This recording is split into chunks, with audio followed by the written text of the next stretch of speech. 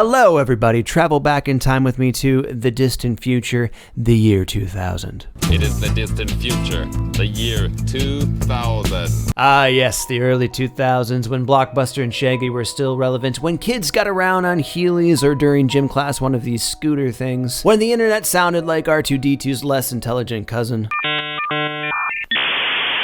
And in my experience was used exclusively for playing Heli Attack 2 and watching Harry Potter Puppet Pals. Dumbledore! This peak content we really just should have stopped while we were ahead. I was 8 at the turn of the millennium, so the 2000s represent those formative, precious years when I finally began to really pay attention to music. I first got interested in the piano after watching a mysterious kid with curly hair and goggle-like glasses who honestly looked a lot like Spy Kid, playing on one of the spare upright pianos in the church basement during one of their coffee hours. I never saw him before, and I never saw him again. Maybe he was Spy Kid. But either way, he was so good that watching him play the piano opened up a whole new world for me. And it was in this world of Nokia cell phones, of frosted tips and frosted flakes, that my piano awakening took place, and thus, it was the piano songs of the 2000s that really inspired and informed my own playing. So today, we're gonna look at some of those songs and indulge a young millennial in one of their favorite activities, being prematurely nostalgic about everything. Dumbledore! Brought to you by Floki. I'm 15 for a moment. 100 Years by Fray for Fighting. This is one of my favorite songs of all time. It's off the album The Battle for Everything, which I listened to ad nauseum while I mowed lawns and tried desperately not to jiggle my personal CD player that was in my cargo shorts too much, because then the CD would start skipping. Seriously, so annoying. This song is such an iconic piano riff. And I love the stepwise motion in the bass. We can see that we just kind of keep on jumping up, moving forward, building tension until we finally get to that fifth and then the tonic again. And what's cool about that is that it's a full 8 measures, which is double the length of a lot of pop songs. A lot of pop songs will have these like 4 measure loops that keep on going over and over again. But this one's got an 8 measure loop, which just extends that period of tension and release. This is one of the first songs, and certainly the first mainstream pop song that I heard, that ends on an unresolved chord too, which is a real risky thing to do. But if you remember, the song ends like this.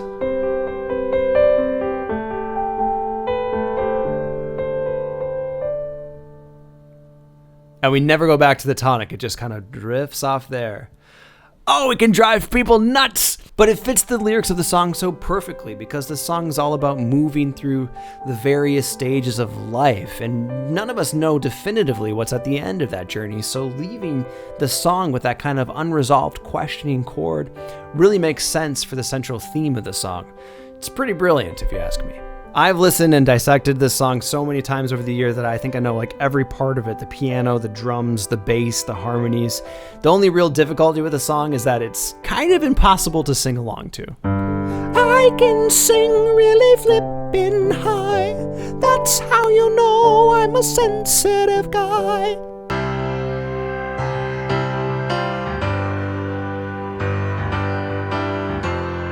In contrast to the nice, gentle, looping melody of 100 Years, Drops of Jupiter showcases how a piano player can just really dig into the piano and lay down some big chords. We use the 3 most important chords of any key, the tonic, then the 5th, and the 4th, which is not, revolutionary or anything, but these little changes in between, they instantly make it recognizable, right? And I love the chord progression of the chorus, right? We go to a G, which is the 5th, and then we go to the secondary dominant, a D. Oh, so cool. And we immediately lose the F sharp and go back to an F. Oh, man. Oh, it gives me chills. If you've seen my other essay videos, you know I love to talk about the secondary dominant. I'm not going to do it in this one. I've done it enough. But before I knew any theory, I found myself replaying this moment over and over again because I could just tell that something sneaky was going on, something interesting, and I still just love it. I just love it. It surprises me every time. Oh, yeah. And the lyrics of the song. In doing this video and putting these songs right next to each other, this one and 100 Years, I realized that there's kind of some similarities between the two. Patrick Monahan, the lead singer of Train, wrote this song after his mother's passing. And it seems that he's asking the same question that's posed at the end of 100 Years with that unresolved chord. What happens at the end of our journey? He asks multiple times, but tell me, did the wind sweep you off your feet? Did you finally get the chance to dance along the light of day and head back to the Milky Way? And of course, did you miss me while you were looking for yourself out there? I'm not sure how much of all this I really picked up on when I was 9, but I definitely picked up on the line about chicken, and that was good enough for me. Imagine no love, fried deep fried chicken. Controversial opinion incoming. I did not want to learn the piano so I could play clocks.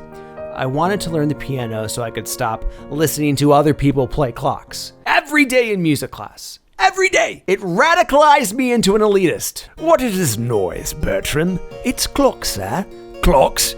Yes, sir. All the kids are playing it. It's by Coldplay. But just because you Coldplay something doesn't mean you should play something. Oh, very good, sir. Listen, I really like Coldplay. Swallowed in the Sea, Yellow, Fix You, Death and All His Friends. They've got a ton of great music. Clocks has never done it for me, and I don't think it's Clocks' fault. It just became the one song that was simple enough to play, that every kid learned how to play, and me, being naturally contrarian during that time, decided I did not want to play it, and instead would march into music class and play songs like Old Man River. But in the spirit of trying to grow and heal old wounds, I'm going to learn clocks right now using today's sponsor, Floki. All right, so we're going to learn Clocks by Coldplay. And to start, I'm going to break it apart one hand at a time. So I'm going to start with the right hand, and I'm also going to use something called wait mode, which is where Floki waits to hear what I play before moving on to make sure that I do it correctly.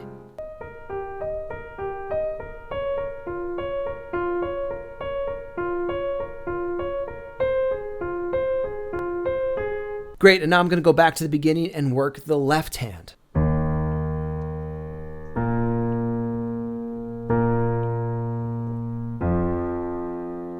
And then we can put it all together.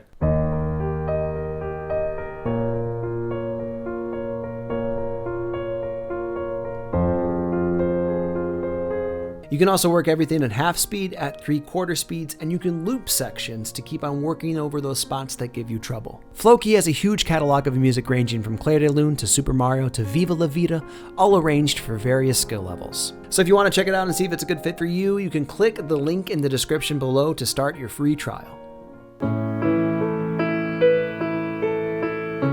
I have a very specific memory with the song.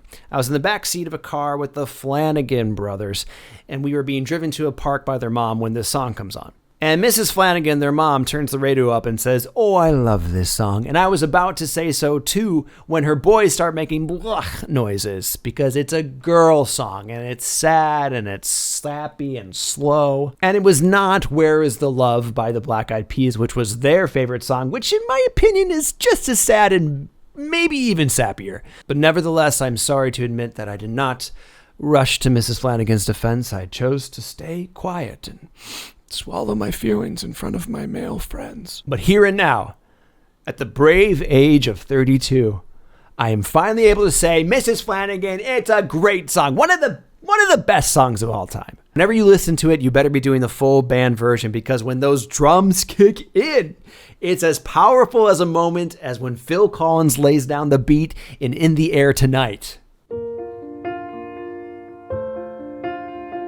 Another iconic piano riff, and another kind of heavy song, but what can I say? I was in middle school and filled with ennui. I was also in a band at the time with my older brother and a few of our friends, and we called ourselves Liquid Index because those were two words that sounded cool together. And this was one of the songs that we actually covered. Not well. Honestly, we weren't terrible for our age, and right after we learned this song, I was brimming with a lot of unearned confidence, and so approached our principal at our school to see if we could play for the next middle school dance. And she said, "You know what? You guys are good enough to pull this off. But if I let you all play for a school dance, then all these other bad bands are going to want to play too. So we better just not do that at all and just go with a DJ." And I remember leaving that conversation feeling, yeah, that's right. We could have. But now, in the year of our Lord 2025, I kind of think she was lying. All right, to close it out, a few rapid-fire honorable mentions.